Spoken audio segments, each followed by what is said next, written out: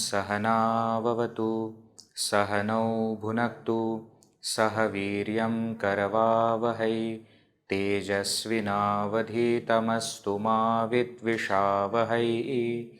ॐ शान्ति शान्ति शान्तिः।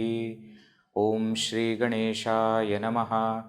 ॐ श्री सरस्वत्यै नमः। ॐ श्री गुरुभ्यो नमः। समस्तजनकल्याणे निरतं करुणामयं नमामि चिन्मयं देवं सद्गुरुं ब्रह्मविद्वरं। पठामि संस्कृतं नित्यं वदामि संस्कृतं सदा ध्यायामि संस्कृतं सम्यक् वन्दे संस्कृतमातरम्। Hari Om to all. Welcome to the second session. Generally we say Om Shri Ganeshaya Namaha, Om Shri Saraswati Namaha. We started the session last time on Ganesha Jayanti and very next day was Saraswati Pujana. Vasanta Panchami was there, isn't it? So today we will begin the session with one verse on Shri Saraswati Devi. We'll understand the meaning and then we will proceed to the main topic. So I will chant as usual and please repeat after me. Sharada Sharadam Bhoja Sharada Sharadam Bhoja Vadana Vadanam Bhuje Vadana Vadanam Bhuje Sarvada Sarvada Smakam Sarvada Sarvada Smakam Sannidhim Sannidhim Kriyat. Sannidhim Sannidhim Kriyat. Together. Sharada Sharadam Bhoja Vadana Vadanam Bhuje Sarvada Sarvada Smakam Sannidhim Sannidhim Kriyat. Now, for the ease of chanting, we break here. Sharada Sharadam Bhoja Vadana Vadanam Bhuje. That is for ease of chanting. But actually speaking, Sharadam Bhoja Vadana is one word. That's why we have put a hyphen in between. Okay. So we will chant the entire line together. Let us try like that because the meaning will be clear only when we do it together. Okay. Once again we will chant entire line together, entire line together. Ready? Start. Sharada Sharadam Bhoja Vadana Vadanam Bhuje Sarvada Sarvada Smakam Sannidhim Sannidhim Kriyat. Right. So as we can see, Sharada is a verse on Saraswati Devi. That much we know. But interestingly, you will find in this verse, there are many words which are repeating. See, Sharada Sharada, Vadana Vadana, Sarvada Sarvada, Sannidhim Sannidhim. Isn't it? The words are repeating. Now, why words are repeating? Words should not be repeating. Why? Because one word gives meaning itself. Now, why words are repeating? Because this Sharada and this Sharada has a different meaning. This Vadana and that Vadana has got different meaning. Used in a different way. Sarvada Sarvada has different meaning. Sannidhim Sannidhim has different meaning. Okay? That's the beauty of Sanskrit. The word, each word can have many meanings. And there can be many words for the same meaning. We will see as we go along and as we start seeing the beauty of Sanskrit, we will see that there are many words to give same meaning, synonyms as we say, but at the same time there are words which will give many meanings. We say Shlesha gives two meanings from the same word. Okay, so let us see now. Sharada, first word is Sharada. Sharada is Saraswati. We know Sharada Devi, Saraswati Devi. So the first Sharada is Saraswati. It is in Prathama Vibhakti, so it is the subject of the entire sentence. Sharada, Saraswati. Second, Sharadambhoja Vadana, one word. Sharadambhoja Vadana, one word. Now, that Sharadambhoja Vadana, we have to break it. So, Sharada, Ambhoja, Ambhoja Vadana. So, let us see one by one what does it mean. Sharada means of Sharad. Sharad is one of the Rutus, one of the seasons. In India, we have 6 seasons. Each season lasting for 2 months. Isn't it? Varsha Rutu, Sharad Rutu. So, one Rutu, one season is called Sharad.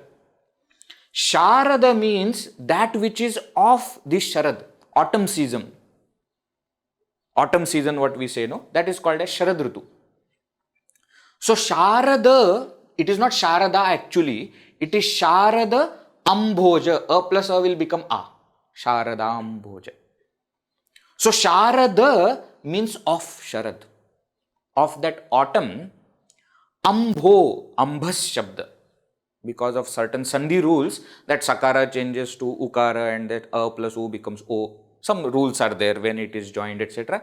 Don't have to go in too much of detail. Ambho means water. Ambhas, Ambhas Shabda means water. Ja, Ja means born. In the last class also, there was one Ja. You remember? Last class, what verse we had seen of Ganapati? Agajanana Padmarkam. There that Aga means mountain. Agaja, one who is born from the mountain, Parvati. That Ja. Similarly, here also Ja is there. One who is born. Born from the water. Ambhoja, born from water. What is that born from the water? Lotus. So, Sharada means of the autumn. Ambhoja means lotus. Vadana means face. So, you put that entire thing together, it is Sharadambhoja Vadana, one whose face is like the lotus of the autumn. So, now Sharadambhoja Vadana becomes adjective for Sharada. How is that Sharada? How is that Saraswati Devi? One whose face, Vadana, is like that of the lotus, Ambhoja, born in the autumn, lotus of the autumn season. Means what? Her face is so beautiful that it is like a lotus which blooms in autumn season. Supposed to be the most beautiful form of the lotus. Season also is supposed to be, autumn is supposed to be of leaves and flowers, isn't it? So, she, who is the Sharada Devi? Whose face is like that of the lotus of the autumn. See? Sharada, Sharadambhoja Vadana. So, Sharadambhoja Vadana is adjective for Sharada. Okay? Up to here, okay? See, this Sharada is Saraswati. This Sharada is not Saraswati. This Sharada is that which is of Sharad. Now, next. Ambuja, Vadana Ambuje, next word. Vadana, we have already seen the meaning. Vadana is face. Now, Vadana Ambuje. Now, again here, Ambuja means born from water. Again, Ambuja means lotus. Ambuja cement, very famous nowadays. No? Ambuja, what is that? That which is born from Ambu. Ambu means water. So, here we have seen 2 words. I was mentioning that same word gives many meanings. And there are many words giving same meaning. Now here water, you see ambas is also one shabda, one word which means water. Another word ambu. Ambu ukaranta pullinga shabda. Ukaranta napunsakalinga shabda. Ambu ambu. So ambu. Ambu means water. Ambuja, born from water. Again, what is born from water? Lotus only. So ambhoja means lotus. Ambuja also means lotus, but is used for a different thing now.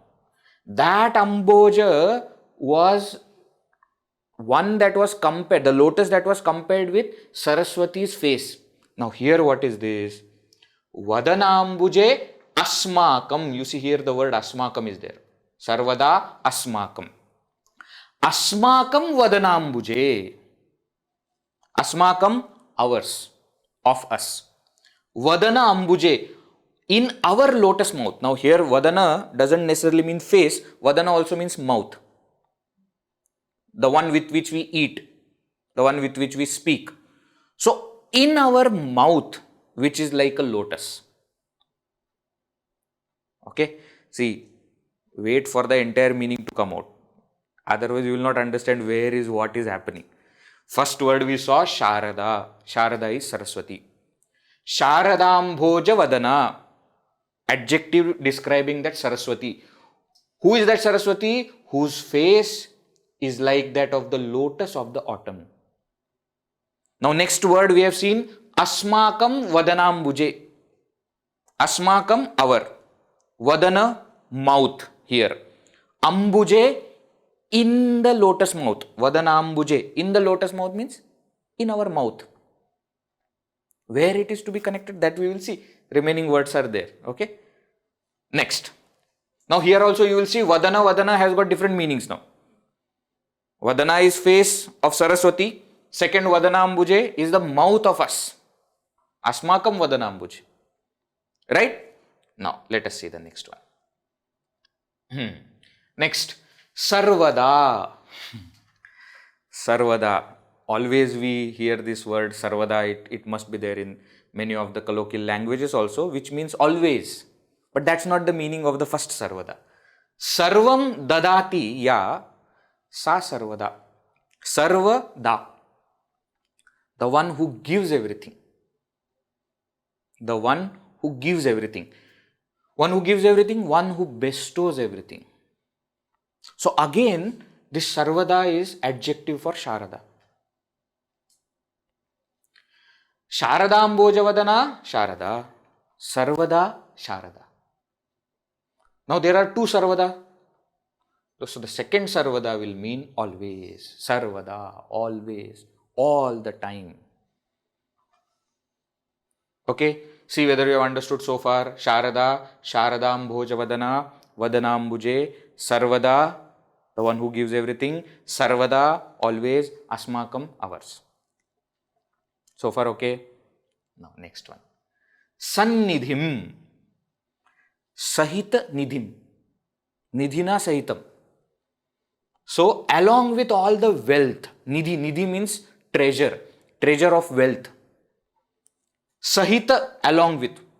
So, sannidhim, one, again, two sannidhim are there. One sannidhim means nidhina sahitam, along with all the inner wealth that should be in us. Along with all of them, Sannidhim Kriyat.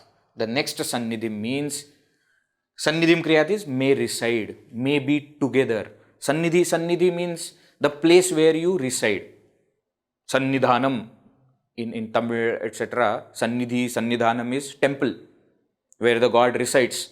So Sannidhim Kriyat means may reside. So this Sannidhim, one Sannidhim means along with all the Nidhi, wealth. Next Sannidhi means together. Kriyat, may she be there. Now, what is the meaning? See, the main sentence is Sharada Sannidhim Kriyat. May Goddess Saraswati reside. Where?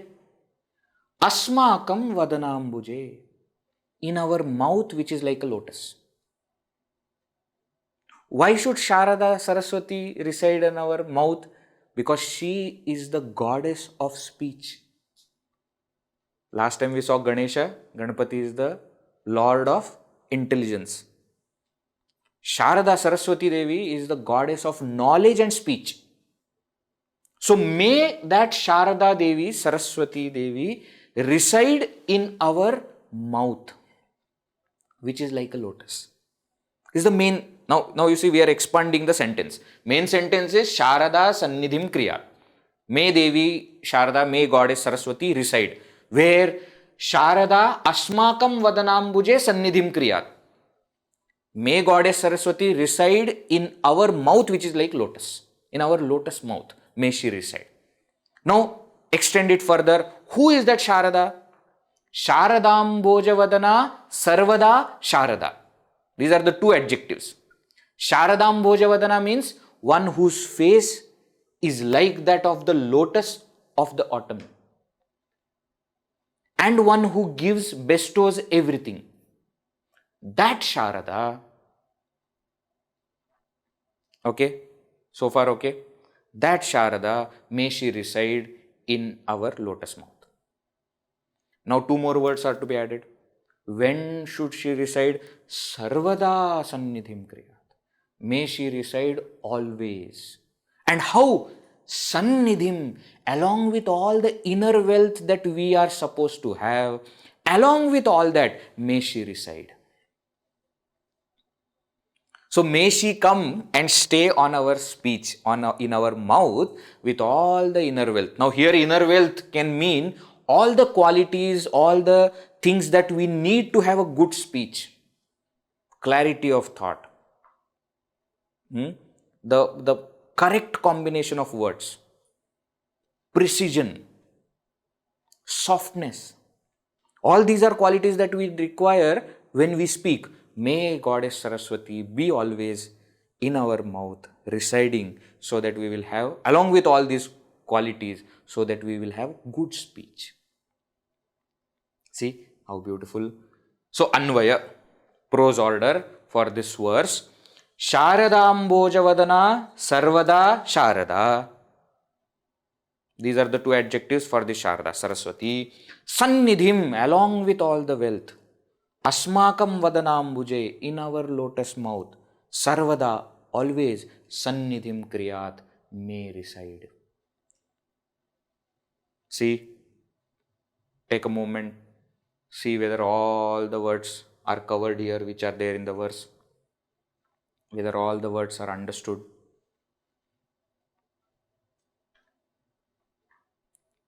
Okay. All right. Chalo. So now the same thing we will see in English. May Goddess Saraswati, whose face is like the lotus of the autumn and who bestows everything, ever reside, always reside in our lotus mouth with all the wealth. Not will all the wealth, with all the wealth. Sharadambojavadana Sarvada Sharada, Sannidhim, along with all the wealth, Sarvada, always, Asmakam Vadanambuje Sannidhim Kriyat. May Goddess Saraswati always reside in our lotus mouth, along with all the inner wealth. Okay, see, such a beautiful verse, but even the kind of words that are used, which give different meanings. That's the beauty of Sanskrit language, right? So two important aspects of Sanskrit language we understand from this verse. There is Alankara Shastra, no? I'm sure you are all aware of Alankara Shastra. Alankara Shastra is figure of speech in English. That when you write poetry, there are certain things. Alliteration is one of the figures of speech, right? So that alliteration is used here. In Sanskrit, it is called Anuprasa Alankara. Anuprasa Alankara is when certain combination of letters or certain words are repeated. Certain phrases are repeated. But the beauty here is, along with the repetition, there is a different meaning that comes from that repetition. Not with the same meaning. To Sharada doesn't have same meaning. Vadana doesn't have same meaning. Isn't it? So that's the beauty. That's the richness of our Sanskrit language. That along with the Alankarika Bhasha, along with the poetic element of ornamentation of the poetry, along with that there is so deep meaning and so beautiful meaning that comes out. And again it is used as a prayer to Goddess Saraswati. That makes it complete. Okay? Clear? Meaning is clear? Any? So let us now chant the verse again. First line together, entire line without breaking in between. Both lines like that. Okay. Ready? Start. Sharada Sharadam Bhoja Vadana Vadanam Bhuje Sarvada Sarvada Smakam Sannidhim Sannidhim Kriyat. Once again. Sharada Sharadam Bhoja Vadana Vadanam Bhuje Sarvada Sarvada Smakam Sannidhim Sannidhim Kriyat. May Goddess Saraswati, whose face is like the lotus of the autumn and who bestows everything, ever reside in our lotus mouth with all the wealth. Prostrations. Okay? I told no, the spelling mistake is there, the with should be there. Now, let us start. In the last session, what did we see? We saw first thing, the Sanskrit for Shastra-study, the course that we are having, what is going to be the structure of the course, how it is going to work, etc., etc. Everything related to that we saw in the last session. First topic. Second topic we saw was how Sanskrit as a language or Sanskritam as a language is a key to ancient scriptures. Here we saw so many facets that most of our, rather all of our ancient scriptures are in Sanskrit language. And the translations do not carry the soul of the text. There is so much more that the original text wants to tell, which we will understand only when we go to the language, its own language. You remember example we had seen of the word Upadesha. Upadesha simply translated in English as teaching. But actually what the word is trying to tell, Upa means near and Desha means to show. So to take the student near something and show, that's called Upadesha. It's not just teaching from far. It is Upadesha. So in this way, many words will give many new meanings, many beautiful meanings only when we study the language, study the actual text in that own language. Translations cannot carry the soul of the text. And therefore, Sanskrit being the language which is used for all the ancient scriptures, we must first study the language so that we can understand the Shastra, we can understand the scriptures. Then we saw that this Sanskrit language is also a key to our Indian culture, Samskriti. Right? The language and culture goes together. Last time we had seen examples where how the language carries the culture. And thus when the language is lost, slowly the culture deteriorates. When that language comes back, the culture slowly revives itself. Bharatasya pratishthe dve, Samskritam, Samskritis-tatha. These two are the main foundation stones of India. What are they? Samskritam, the language Samskrita, and Samskriti, our Indian culture. So even to understand Indian culture, to protect the Indian culture, to revive and bring it to its own glory, we must first study the language. That itself will clarify so many of our doubts regarding our culture. Right? So that also concept we saw. Then we also saw the greatness of this Sanskrit language. We saw this Sanskrit, which actually in Sanskrit is Samskritam, and how beautiful. Bhashasu Mukhya, Madhura, Divya, Girvana Bharati. It's the language that is used by the gods, which is made popularized in the world by the great Maharshis, great Rishis, etc. Right? So we also saw what is the greatness of Sanskrit language. Throughout the class, all the sessions we are going to see greatness of Sanskrit language. Today also we saw two important points of Sanskrit. That Sanskrit has many words for same meaning and many meanings can come out from the same word. Such richness is not there in any other language of the world. And the kind of richness we find in our regional languages has come from Sanskrit. Let us not forget that. Right? So that also concept we had seen last time. Few important points related to the greatness of Sanskrit language we had seen in the last session. Then at the end, we saw the components of any language. 4 main components. You remember? Remember, Bhasha as a language has 4 main components. right? First is listening, Shravanam. Next is Vadanam, speaking. Then next is Pathanam, reading. And the last one is writing, Lekhanam. We also saw if we study any language in the same order, first we start to listen to the language, we try to speak that language, then we try to read, and then we try to write. If we go in this order, then the study becomes easy. Suppose without listening and without talking, directly we go into the reading and writing, then it becomes difficult. Sanskrit appears to be difficult to people because the method of study is not right. Right? Actually, it's the most easiest language in the world. That is because everything has rules. So there is nothing like, if you know the rules, you know the language. See, even English is not like that. Suppose you study English, doesn't mean you can pronounce all the words in English. You see, even after studying the language, you need to know each pronunciation of each word. So when the new word comes, you don't know the meaning or the pronunciation, you can't talk. You can't pronounce that word. In Sanskrit, it is not like that. If you understand pronunciation of all the letters, the same pronunciation continues in all the words. So actually speaking, we have already done the difficult part of studying English. Now we have to do easier part of studying Sanskrit. Okay.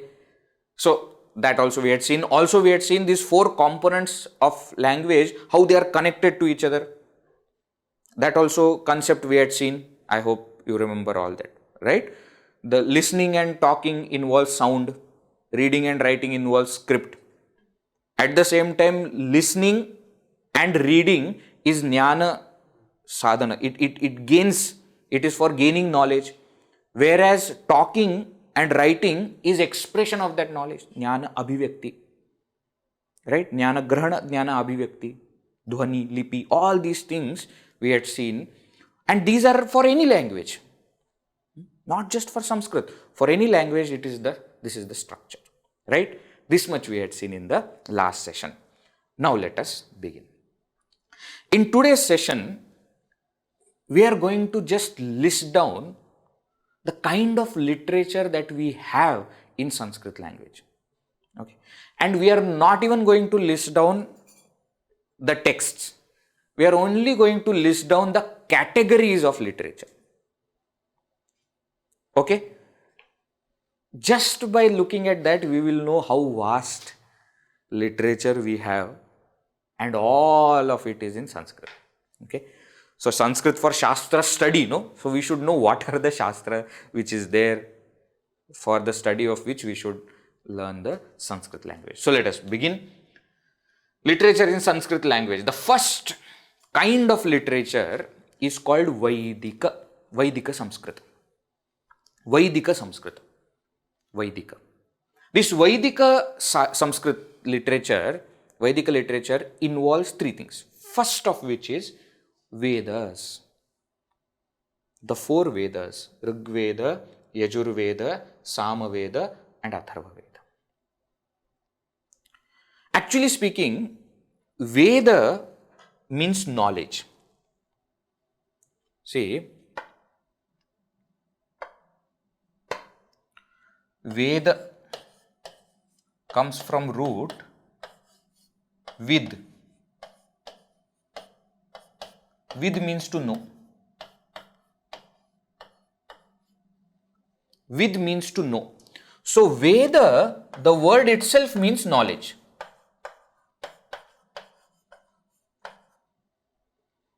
The word itself means knowledge. So as a technical meaning of the word Veda, Veda means knowledge. And as knowledge, it is one. As knowledge, it is one. But this knowledge was divided into 4 volumes by Veda Vyasa.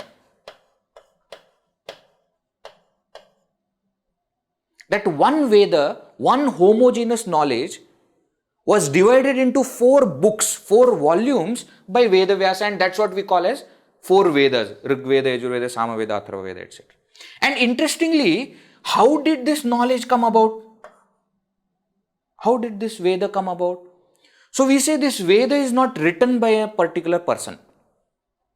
Veda is apaurushaya, not written by a human being or by any divine being also. It is revealed knowledge. It is revealed knowledge. Revealed knowledge means what? Those rishis seeking different things from the world, when they used to sit in a calm, quiet places in Himalayas, certain knowledge which they were seeking was revealed to them, which they taught to their students. Now their students, along with all the knowledge that the Guru has given, also were contemplating, and they also were revealed with certain knowledge which they added and taught to their students. And in this way, through the parampara of Shravana, that we listen from the Guru and we teach to the students. Then the students listen from their Guru and teach and they take it forward. Through this kind of parampara, this knowledge was transferred. Therefore, another name of Veda is Shruti. Shruti means that which was heard from the Guru and which was given ahead to the students. So sometimes Vedas are also called as Shruti. Why? Because it was heard. Means what? It is not written. It's a revealed knowledge. Now sometimes when we speak of this Vedas are not written, etc., people immediately say, what is this? How can you say? How can there be a text but no author to the text? It's a simple thing. If I ask you a question, who wrote physics? Tell me. Who wrote physics? I am not asking a particular book of physics. Don't tell me 5th standard physics book is written by this person. Physics. Who wrote? Nobody wrote physics. There were many scientists in different parts of the world at different times seeking different laws. When they were behind, they suddenly were revealed with that law. Even they don't say that the law is written by me. That knowledge is revealed to them. That's why they used to say, suddenly it hit me. It hit me means it came from somewhere outside and it hit me. It is not coming from inside. Somewhere it came. And then what happened? They gave it to the world. Now collection of all these natural phenomena, laws which were revealed to different scientists at different times, different places, put together is what is called as physics. Similarly chemistry, similarly mathematics. We cannot say that it is written by one person. Now depending upon what was the area, what was the subject of their investigation, it is classified as either physics or chemistry or biology, mathematics, history, geography, etc. In the same way, Veda is knowledge. Knowledge as a homogeneous thing which was revealed to different rishis. Now what happened was, when that rishi will teach to the students through Shruti Parampara and then they will teach to their students, etc., over time what happened? The capacity of students to take that knowledge became less and less. It reduced. And therefore, the Guru is telling me everything, but I am not able to understand or keep entire knowledge with me. Then I am not giving it to my students, then that knowledge is lost. In order to avoid this loss of knowledge, Bhagavan Veda Vyasa, he compiled the entire knowledge. So it is said that he went to all the gurukulas which were there at that time, learned from everyone, so that the Veda as an entire knowledge is there in his head, and then he divided that entire thing into 4 books, 4 volumes, which are called as 4 Vedas: Rig Veda, Yajur Veda, Sama Veda and Atharva Veda. Is it clear? Everything is in Sanskrit. Okay, so that's the thing. So now all these 4 Vedas, each of these 4 Vedas actually are divided, they're further divided into sections. Okay, this is just for information we are understanding. Suppose there are again differences of opinion on what kind of categorization or what kind of division is of the Vedas. Some say there are two sections, Karma Kanda and Jnana Kanda. Karma Kanda deals with Dharma. The main topic is Dharma. Jnana Kanda deals with Brahma. So these are the two main topics of Veda. Now somebody says, no, there are three sections, Karma Kanda, Upasana Kanda and Jnana Kanda. Here the word Kanda means section. The section that deals with action, karma. The section that deals with knowledge. Now some say, no. Along with Karma Kanda, Jnana Kanda, there is one more section called Upasana Kanda. The section that deals with spiritual practices. Not necessarily spiritual, practices. Right? So Karma Kanda, Upasana Kanda and Jnana Kanda, three sections. Some people say, no, there are four sections. Mantra or Samhita section, Brahmana section, Aranyaka section and Upanishad. These are the four terms given to the four sections of each Veda. Now again here, actually here Karma Kanda only is divided into Karma Kanda and Upasana Kanda. Physical actions remain in Karma Kanda, mental actions are explained in Upasana Kanda. Now that Karma Kanda itself is divided further into Mantra and Brahmana section, where Mantra section contains all the mantras that are to be chanted during a particular karma. And Brahmana is the procedure to do that particular karma. So how to do? Brahmana. What to chant? Mantra section. Here Brahmana has nothing to do with the caste or Varna Brahmana, okay? Okay, Brahmana means the section of Veda where the instructions related to any karma, any yajna, yaga, etc. are given. Upasana Kanda itself is called as Aranyaka. Why? Because you are supposed to give up all your duties and proceed to Vanaprastha, and after going there you are supposed to practice something. Mental practices are there. So they were called as Aranyaka. You are supposed to do it in Aranya forest. Right? And then Upanishad is nothing but this Jnana Kanda. Okay? So whether you divide the Vedas into two sections or three sections or four sections, this is what Veda contains. Two main topics, Dharma and Brahma. Right? And as I explained before, Veda as knowledge is one. As volumes it was divided into four. So sometimes people ask questions, how many Vedas are there? We have to understand, if they are looking at it as volumes, there are four. As knowledge, it is one. Okay? So that is the first of the Vedika literature. Second is 6 Veda Angas. Vedanga. Anga means limb, body part. Vedanga means 6 limbs that are required to understand Vedas. Means what? See, sometimes before understanding any science by itself, we need to first get the background of that science. There are certain other things also which are required before we enter into any science. So before we study Vedas, or in order to understand what is given in the Vedas, we need to first understand these 6 things, which are called as 6 Vedangas. What are they? Shiksha.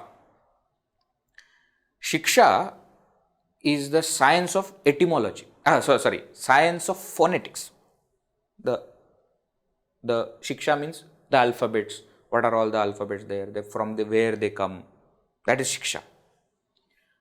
Kalpa has all the technical explanations which will be required for doing Karma Kanda, for doing Yajna, Yaga, etc. So different sutras, etc. will be there. Even the geometry and all these things will become part of this Kalpa. Why? Because to prepare a Yajna Shala, you need lot of geometry. The square shape and circle shape and triangular shape and semicircle. To understand all that, see, in the Vedas it will be directly instruction will be given that create a circle of this radius. But how to do that? That will be explained in Kalpa. Nirukta, third Vedanga is Nirukta. Nirukta is science of etymology. From this Shiksha, which explains the phonetic, the how to pronounce the letters and what are the letters, etc. Now, when you create words from those letters, what is the meaning that comes out of those words? So, all the major important words which are used in the Vedas, this Nirukta is their dictionary. What is the meaning of those words? That's called Nirukta. Vyakarana is grammar. Why? Because then those words are going to be made into sentences. Now, how to understand a sentence meaning, how to connect the words, we need grammar for that. So, Vyakarana explains grammar. Chanda, next one is Chanda. Chanda is meter. Many of the Sanskrit, basically Vedic mantras are in metrical form. So, what kind of meters are used, how they are to be chanted, how many matras are there in each, how many letters are there in each pada, etc., etc. The science of that is called Chanda. And the last of the Vedangas is Jyotisha. Jyotisha is astronomy and astrology together. Why? Because in the Vedas it will be said that you start doing this yaga when it is Purnima. No. When is it Purnima? How to find? Now we have calendar, Google, etc. We can Google. At that time, how to find which tithi is going on, when is it going to change? Sometimes it will be even more specific that Guru should be in this place, and So how to find all that? So astronomy, the science of the world which is beyond Earth, and also astrology, effect of those planets on Earth, both was taught in Jyotisha. So these 6 things are limbs of Veda. Limbs of Veda means they are required to be studied before we enter into the main texts, Vedas. Also very much part of literature, because again all of them are in Sanskrit. Okay. Now each of these will have granthas. Each of these will have their own texts. For example, Shiksha, there is Paniniya Shiksha, Naradiya Shiksha, etc. In Kalpa also Shulba Sutra, different texts are there. Nirukta also, Yaska's Nirukta is there, Vyakarana, Panini's Vyakarana. Before Panini, so there are some 9 types of Vyakaranas were there. Jyotish Shastra, there is a grantha. Chanda Shastra, there is a grantha. So where all these things are explained, and entire explanation is in Sanskrit. Okay. So this is part of Vedic literature. Last one in this Vedic literature is 4 Upavedas.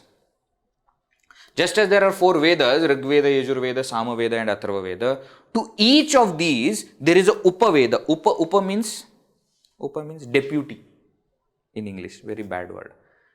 As I explained to you, Upa word means the one which is closer, Samipa. Means what? It is not part of the Veda, but it is very much close to that Veda.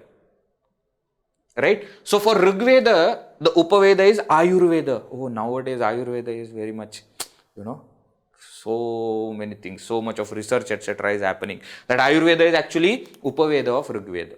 Again, entire explanation of how the health is and what are the gunas, etc., 3 gunas, etc., Vata, Pitta, Kapha, etc. All those explanations are in this Ayurveda. The Upaveda of Yajurveda is Dhanurveda. This Dhanurveda is not just archery, but actually it is the science of all the weapons, weaponaries, and even armies and the strategies, everything. Whatever is required for war at that time. For Samaveda, Upaveda is Gandharva Veda. This Gandharva Veda deals with music, dance, and all these things. Gandharva Veda. And the Upaveda of Atharva Veda is Sthapatya Veda or Arthashastra. There is a difference of opinion what exactly is. Sthapatya Veda is architecture. And Arthashastra is economics and politics. Okay. Everything existed in Indian ancient culture. Okay. Don't think that these are the things that have come now. Oh, we had all of that from the beginning. So Sthapatya Veda explains what kind of architecture should be there for a house, for a palace, for a social gathering space, how a city should be, how a village should be. There is a complete explanation of architecture there. So in the city, where should be the common places where people meet? How much of space should be given for roads? Next to the roads, what kind of houses should be there? What side they should face? And all these things. Nowadays we say Vastu Shastra, etc. No? Everything was, Vastu Shastra is one chapter of Sthapatya Veda. Sthapatya Veda is much more bigger. It even dealt with, what are the kind of drainage systems, how we should have, where that pipe should come, where should be the water body, where should the waste get collected, everything was explained in Sthapatya Veda. Arthashastra deals with economics as well as politics. Because economics and politics will always go together. So Arthashastra dealt with that. What kind of strategies we should have, to maintain the people, to create the good GDP, etc. All those things we had, which is the Upaveda of Atharva Veda. So this is Vaidika literature. Only Vaidika literature we have seen. Okay? This itself is so huge, they say it will take lives for us to go through this. And interestingly, we are not even going to touch this. Why? Because the second one is what is even bigger and probably more relevant to us, is Laukika literature. Laukika Samskrita. So Vaidika Samskrita means the literature which was there in Vaidika period. That which is connected to Vedas. So the Vedas, Vedangas, Upavedas, etc. Now we come to Laukika. Laukika means Loka. Loka means us, all of us, beings, or the world. So Laukika means worldly. Worldly means what? So from here onwards, now the texts which are there are authored by people. So far what we said in the Veda is Apaurushaya. Of course, the Vedangas and Upavedas are composed. But that is only to explain the Veda. Right? The Veda itself is Apaurushaya, is not written, is revealed text. Now here onwards, these are the texts that are authored by people. Right? The first type of literature in Laukika is Purana. Purana. Now you see the word Purana also has two aspects. Pura and Na. Pura means old. Purana. Pura means old. Na is actually Na, which becomes Na because of that Ra. Na means Nava. Nava means new. So the word Purana itself means Pura api Navam. That which is old yet new. What do you mean by old yet new? The stories are old, the teaching is new. Means the teaching is relevant even now. So this Purana basically is in the form of stories. Some are real stories, which have all actually happened. Some are imaginary stories explained to drive home one point. Right? We also tell some stories, etc. We tell. We create also stories if we want to explain some point. So Purana is combination of both. There will be some stories which actually happened. There will also be called as Akhyayika, sometimes it is called. Upakhyana, etc. sometimes it is called. That it's a story which is explained to explain a particular point. Puranjana Upakhyana, for example, in Bhagavata. Right? This is a story which is explained to see how that self falls, becomes the Jiva, and Maya comes, and then there are how many doors and all these things. Okay, I should not go there. The point is what? Purana deals with this Vedic knowledge itself given in the form of stories. Right? There are 18 Mahapuranas. 18 texts are there which come under Mahapurana. Why these texts are they come under Mahapurana? Because there are certain niyama, there are certain rules. If the text deals with 10 main topics, there are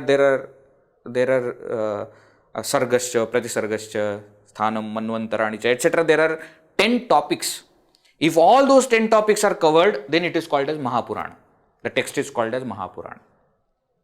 Right? What are the 18 Mahapuranas? Matsya Purana, Markandeya Purana, Bhagavata Purana, this we know, Bhavishyat Purana, Brahma Purana, Brahmanda Purana, Brahma Vaivartaka Purana, Vishnu Purana, Varaha Purana, Vamana Purana, Vayu Purana, Agni Purana, Narada Purana, Padma Purana, Linga Purana, Garuda Purana, Kurma Purana and Skanda Purana.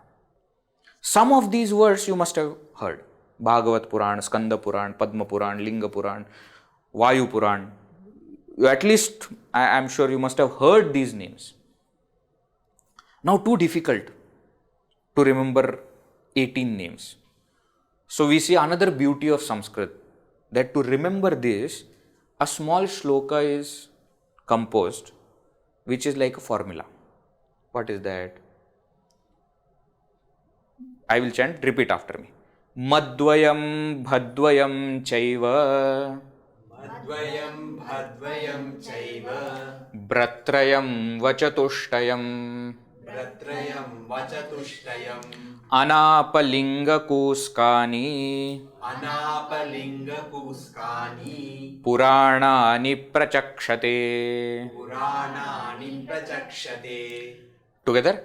Madvayam bhadvayam chaiva Bratrayam vachatushtayam Anapalinga kuskani Puranani prachakshate. If you remember this verse, it is easy to understand what are the 18 Mahapuranas. How? None of these Puranas are mentioned in this. Only the word Purana is there. You see now. Ma dvayam. Starting with Ma, there are two. See, Matsya Purana, Markandeya Purana. Probably I think with the hand it will be better. Better. So, Ma, two. Matsya Purana, Markandeya Purana. Bha dvayam. Starting with Bha, there are two. Bhagavata Purana, Bhavishyat Purana. Bha. Bra trayam. Starting with Bra trayam, three. Brahma Purana, Brahmanda Purana, Brahma Vaivartaka Purana. Bratrayam. Va Chatushtayam. Starting with Va, there are four. Vishnu Purana, Varaha Purana, Vamana Purana, Vayu Purana. Four. Starting with Va. Now there are other which are starting with different letters. So all of that is put together. A, Na, Pa, Ling, Ga, Ku, Ska is put together. Anapalinga kuskani. Skani is to show that there are plural. So 7 are put together. Therefore, Anapalinga kuskani Purana Niprachakshate. They are called as Mahapuranas. They are called as Puranas. Okay. See, Sanskrit language is also well known for its brevity, for its capacity to give so much of information in such a short or such a small span, whether it is of time or of words. So, Madvayam, Bhadvayam, Bratrayam, Vachatushtayam, Anapalinga, Kuska, 18. Okay, these are 11, then these are 7. 2 plus 2, 4, 3, 7, 7 plus 4, 11, and these are 7. Right? Let us chant the verse again so that we remember. Madvayam bhadvayam chaiva bratrayam vachatushtayam anapalinga kuskani puranani prachakshate. They say out of these 18 Puranas, 17 Puranas are compiled by Vedavyasa. Compiled. And one Purana, Bhagavat Purana, is written by Vedavyasa. Okay. Already we saw with respect to Vedas, the division was done by Vedavyasa. Now with respect to Puranas also we see, again to compile these 17 Puranas, he went to different rishis and learnt the stories and then he wrote. And then the 18th one he authored himself. So you see, greatness of Bhagavan Vedavyasa. So 18 Mahapuranas, that is not sufficient. There are 18 Upapuranas also. None of these we have studied completely, okay? And they are huge also. Some of them are big, huge, Skanda Purana, etc. Bhagavad Purana itself is some 18,000 verses, etc. Isn't it? So big. Along with that, there are Upapuranas also, Shiva Purana, Devi Bhagavat, etc. We hear. They are also there, 18 Upapuranas. Again, there are topics that must be covered. So there, I was telling you, there are 10 topics. If they are all covered, then a text is called as Mahapurana. If out of those 10, only 5 topics are covered, then it is called Upapurana. So there is a reason why they are classified under Mahapurana or Upapurana. But there are 18 Mahapuranas and 18 Upapuranas. This is under Purana, under Laukika, under Purana.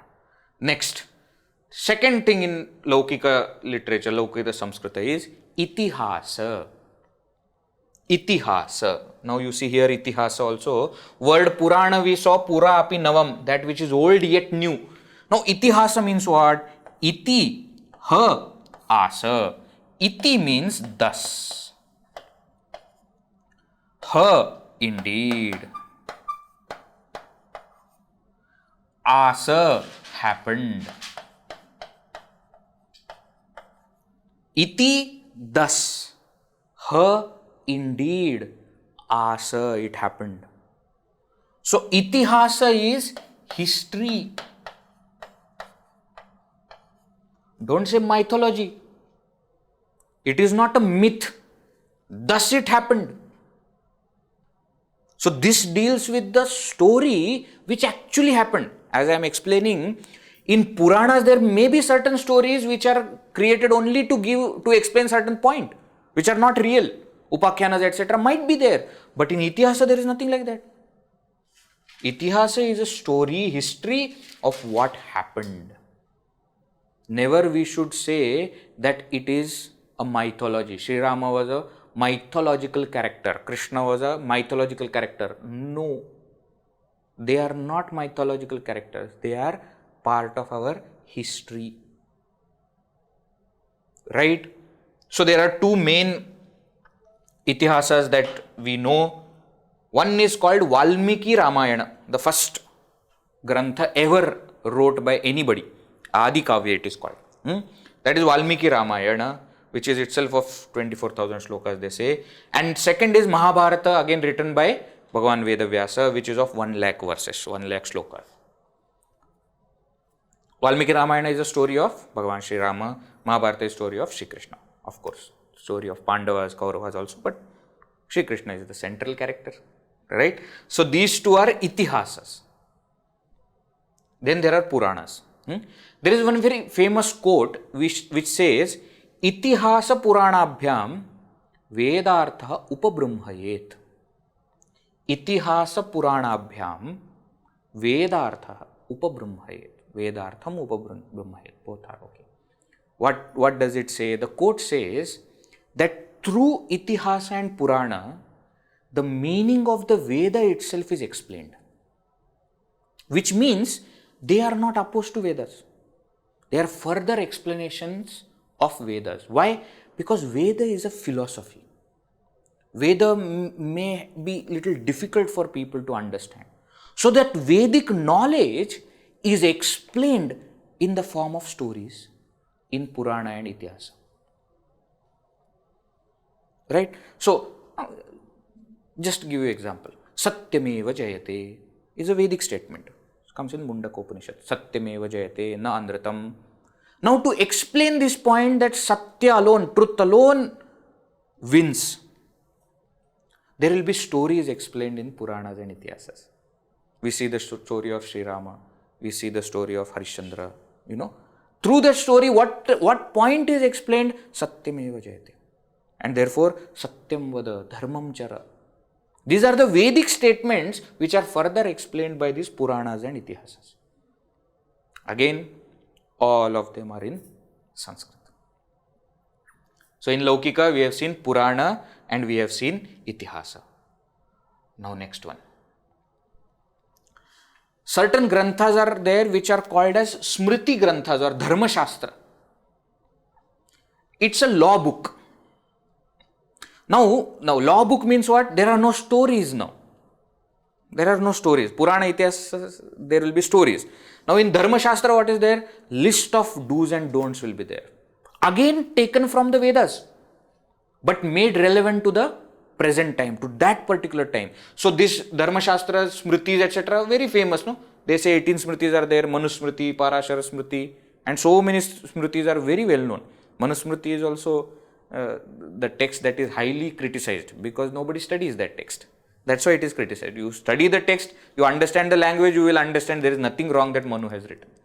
It is Dharma Shastra, it is a law book. Now in law book, there will be certain laws which are universal, to be followed at all times. And of course, there will be certain laws which are specific to that time. So, in Smritis also, in Manusmriti, etc., it contains both. There are certain things which are common, there are certain things which are relevant only at that time. But there are 18 Smritis, 18 Granthas, again written in Sanskrit, which explain the law, do's and don'ts. For according to each and every person's varna, ashrama, social responsibility, society's laws, everything is explained in this Dharma Shastra. What kind of punishment should be given, how a king should be, how a soldier should be, how a householder should be.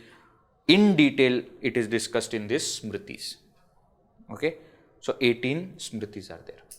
Next one, Aagama Shastra or Tantra Shastra.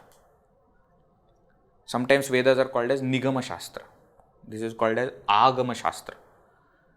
And again in Aagama Shastra, there are many different kinds of Agamas. Shaiva Agama is there, Vaishnava Agama is there, Shakta Agama is there, according to which form of the god they worship and they consider to be the highest. Based on that, there are many Agama Shastras. Tantra Shastra also another name for this. This Tantra Shastra is not black magic, okay? Somehow nowadays people think that Tantra Shastra means black magic. It's not black magic, it is Tantra. Tantra means, there are many meanings, I am just explaining in brief.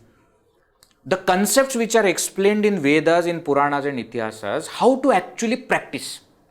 Okay, ideas are there. Okay, great ideas are there.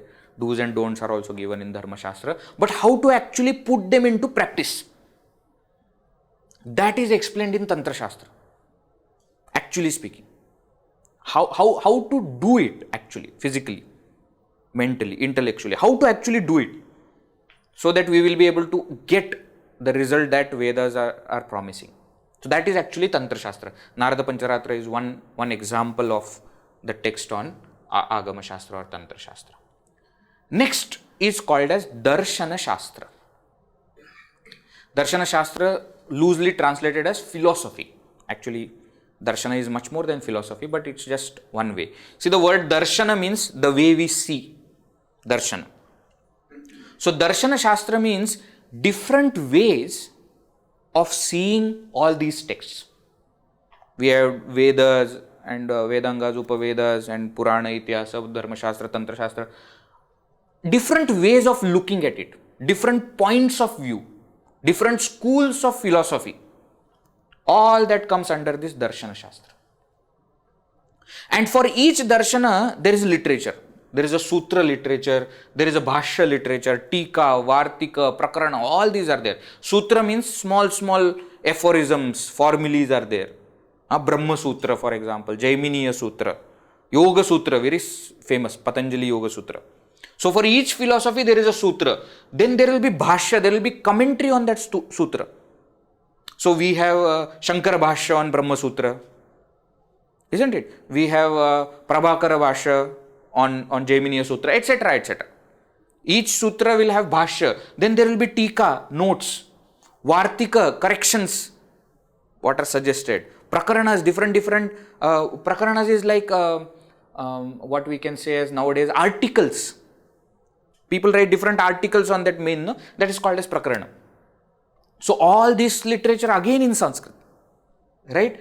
And in Darshanas also there are 12 Darshanas, they say. 6 Astika Darshanas, 6 Nastika Darshanas are there. Astika Darshanas, those who believe that Veda is the authority. So there are 6 of them. Nyaya, Vaisheshika, Sankhya, Yoga, Purva Mimamsa, Uttara Mimamsa, etc. 6 Astika Darshanas. 6 Nastika Darshanas are there. 4 Darshanas of Bauddha, 1 of Jaina and 1 of Charvaka. 6 of them together. Right? All this comes under Darshana Shastra, which is part of Laukika Samskrita. Okay, so we have seen Vaidika Samskrita, which deals with 4 Vedas, 6 Vedangas and 4 Upavedas. Right? There is another talk that I had given, which you can find on our YouTube channel, related to Indian knowledge systems. In that, the overview of Indian literature, overview of IKS, in that I have explained these 18 Vidyasthanas. In that I have explained all the Vaidika and Laukika Shastra. There is another separate talk given that I had given on Darshana. What are the 6 schools of philosophy? Astika Darshana and 6 schools of Nastika Darshana. So if you want further explanation of what exactly is this, you can refer to that talk. This is Sanskrit class. I'm not supposed to go into those details, but why I am bringing those topics here? Because the entire literature again is in Sanskrit. Right? So Vaidika, 4 Vedas, 6 Vedangas, 4 Upavedas. In Laukika, so far we have seen Puranas, which has 18 Mahapuranas, 18 Upapuranas, 2 Itihasas, Dharma Shastra again 18, Smritis are there, Tantra Shastra, many texts, and Darshana Shastra. For each of these 12, there are sutras and bhashyas and tikas and vartikas and prakranas, etc. All that is in Sanskrit. Done? No, not yet done. In Laukika Shastra, there is an entire new thing called Sahitya Shastra. We are not going to see that today. We'll see it in the next session. You see, even to list down the literature in Sanskrit, the categories of literature in Sanskrit, one session is not sufficient. Right? That is why Sanskrit for Shastra study. First, we should know the language so that we can, this huge literature, we can take the gems whichever we want. Okay, we are going to continue with Laukika literature. This is more like a contemporary literature. Now what we have seen so far is Vaidika period, Pauranika period, etc. Now we come to more recent period, maybe Common Era, etc. or just few centuries before Common Era. We will see in the next session. Okay, we will continue with the literature in Sanskrit language. Right? Chalo. We'll conclude with the prayer. Om Purnamada Purnamidam Purnat Purnamudachyate Purnasya Purnamadaya Purnameva Vashishyate. Om Shanti Shanti Shanti. Harihi Om Shri Gurubhyo Namaha. Harihi Om. Harihi.